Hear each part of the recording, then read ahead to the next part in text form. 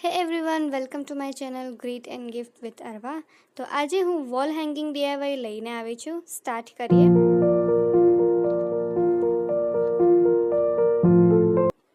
તો તેની માટે મેં એક થિક કાર્ડબોર્ડ લઈ તેનાથી ડાળનો શેપ કટ કરી લીધો છે. હવે એક થિન કાર્ડબોર્ડ લીધું છે અને તેનાથી મેં બર્ડ્સ અને લીવ્સના શેપ કટ કર્યા છે. બે બર્ડ્સ મેં કટ કર્યા છે અને લીવ્સ તમે તમારા અકોર્ડિંગ કટ કરી શકો છો. મેં અહીંયા 42 લીવ્સ કટ કર્યા છે.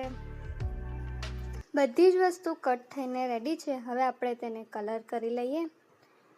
અહીંયા મેં બ્રાઉન કલરથી ડાળને કલર કરી રહી છું. મેં મારા વોલના અકોર્ડિંગ કલર ચૂઝ કર્યો છે. તમે તમારા હિસાબે કોઈ પણ કલર, તમારો મનપસંદ કલર ચૂઝ કરી શકો છો.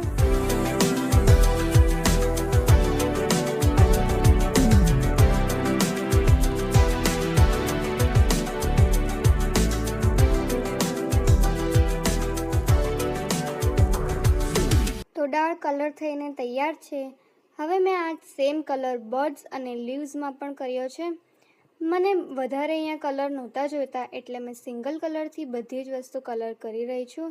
તમે તમારા હિસાબે અલગ અલગ કલર પણ યુઝ કરી શકો છો અથવા કોઈ એક પણ કલર યુઝ કરી શકો છો.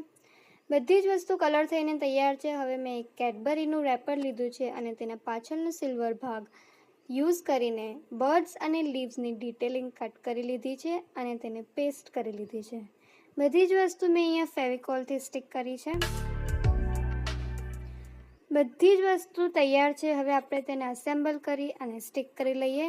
ડાળ પર આવી રીતે મેં બર્ડ્સને લવ બર્ડ્સની જેમ અરેન્જ કર્યા છે અને ફેવિકોલની મદદથી સ્ટિક કરી લીધા છે. હવે લીવ્સ તમે તમારા હિસાબે કોઈ પણ રીતે સ્ટિક કરી શકો છો.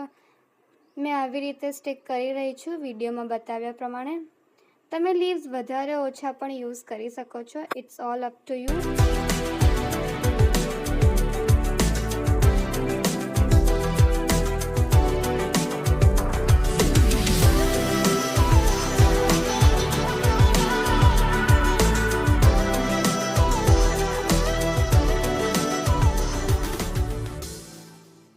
બધી જ વસ્તુ સ્ટિક થઈને રેડી છે અને ફાઇનલી આપણું DIY તૈયાર છે. તો વિડીયો કેવો લાગ્યો તે કમેન્ટમાં જણાવજો. વિડીયોને લાઇક, શેર અને ચેનલને સબસ્ક્રાઈબ કરજો. Thank you for watching. Bye bye.